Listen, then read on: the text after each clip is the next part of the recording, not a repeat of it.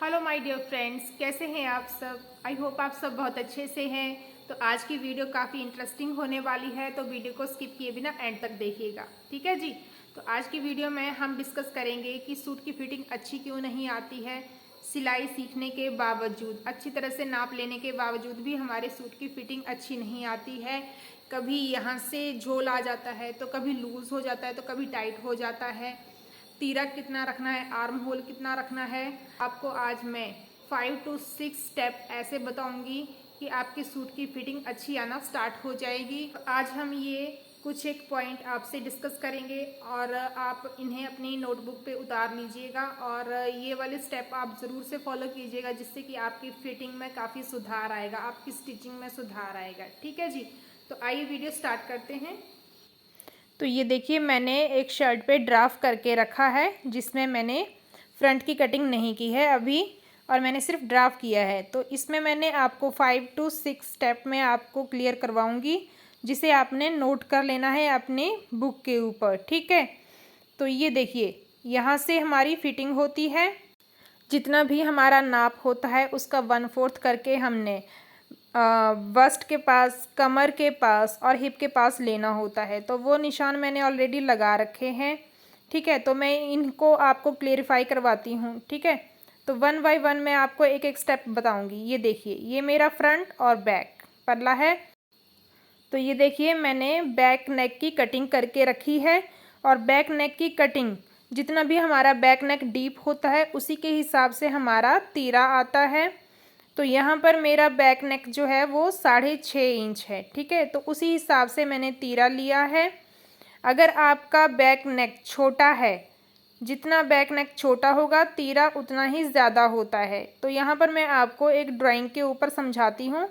तो ये जैसे हमारी शर्ट है। ठीक है। ये शर्ट है, यहाँ पर हमारा नेक आएगा 2.5 इंच 3 इंच, जितना भी आप विड्थ में रखते हैं उतना हमारा ये बॉक्स बन गया है। तो जो हमारा तीरा होता है वो हमने कैसे लेना होता है, बैक नेक के अकॉर्डिंग। ठीक है। यहाँ पर मैं लिख रही हूँ, आप अपने तरीके से अपनी बुक पे नोट कर लीजिएगा। बैक नेक के हिसाब से हमने तीरा लेना होता है। ठीक है। और तीरे के हिसाब से ही हमने आर्म होल लेना होता है। तो ये 2 पॉइंट मेन होते हैं समझने वाले, तो इनको आप स्किप मत कीजिएगा। तीरा किस तरह से लेना होता है और आर्म होल किस तरह से लेना होता है, ये डिपेंड होता है बैक नेक के ऊपर। ठीक है जी। तो अब हमने बैक नेक यहाँ पर कितना लेना है, सबसे पहले हमने वो देखना है। जैसे मैंने 6.5 से 7 इंच लिया है। ठीक है। तो क्लाइंट का जो तीरा था वो था 14 इंच। ठीक है जी, यानी कि 7 इंच, हाफ उसका हो गया 7 इंच। तो यहाँ पर मैंने 6 से 1 या 2 पॉइंट कम ही लेना है तीरा। ठीक है। तो यहाँ पर पॉइंट नंबर 1 आप नोट कर लीजिए कि तीरा जो लेना होता है वो बैक नेक के हिसाब से होगा।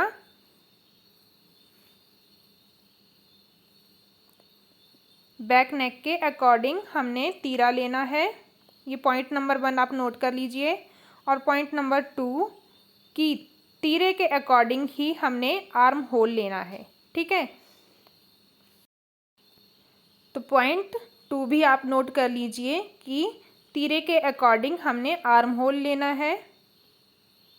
ये कितना लेना है और कैसे लेना है ये हम आगे डिस्कस करते हैं। मैं शर्ट के ऊपर जो ड्राफ्ट किया हुआ है उसके ऊपर आपको बताती हूँ। तो अभी आप पॉइंट नोट कर लीजिए, फिर आपको समझने में इजी होगा। ठीक है।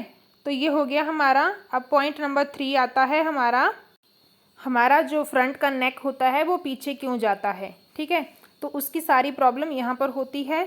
तो यहाँ पर मैंने पहले भी अपनी वीडियो में बता रखा है, पता नहीं आपने देखा है या नहीं देखा है। तो यहाँ पर आप नोट कर लीजिए कि जो बैक पल्ला है वो आधा इंच हमने ज़्यादा लेना है फ्रंट पल्ले से।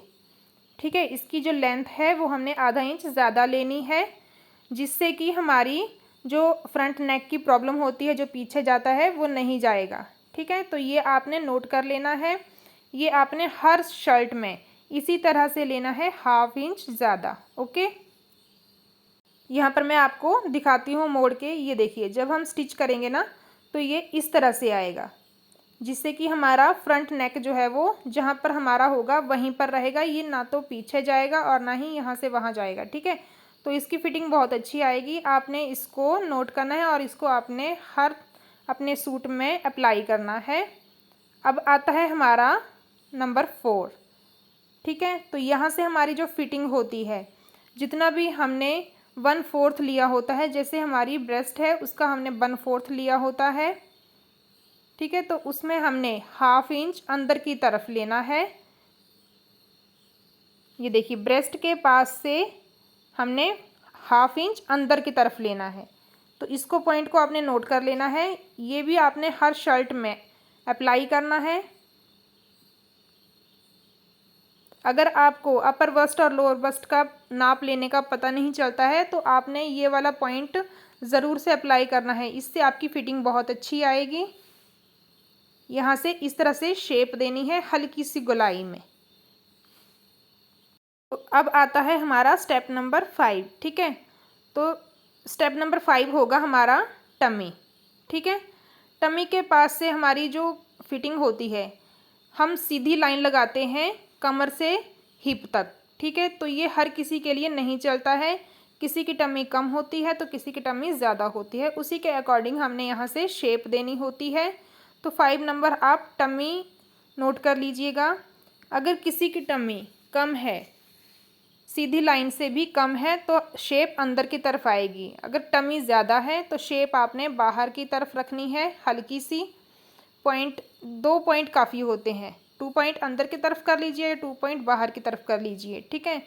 तो यहीं पर सारा झोल होता है, तो आपने इन पॉइंट को नोट करके अप्लाई करना है। तो यहाँ पर मेरे क्लाइंट का जो तीरा था वो 14 इंच था, पर मैंने बैक नेक के हिसाब से यहाँ पर 6 इंच लिया है, ठीक है। और मैंने इसका आर्म होल जो लिया है वो 6.5 लिया है, ठीक है। तो यहाँ पर ये देखिए बैक नेक के अकॉर्डिंग हमने तीरा लिया, तीरे के अकॉर्डिंग हमने आर्म होल लिया, ठीक है। और यहाँ से हमने हल्की सी शेप अंदर की तरफ देनी है 1/2 इंच, ठीक है। अब यहाँ पर हमारा टमी पॉइंट है, तो यहाँ पर हम 2 तरह से शेप दे सकते हैं अकॉर्डिंग टू टमी, ओके।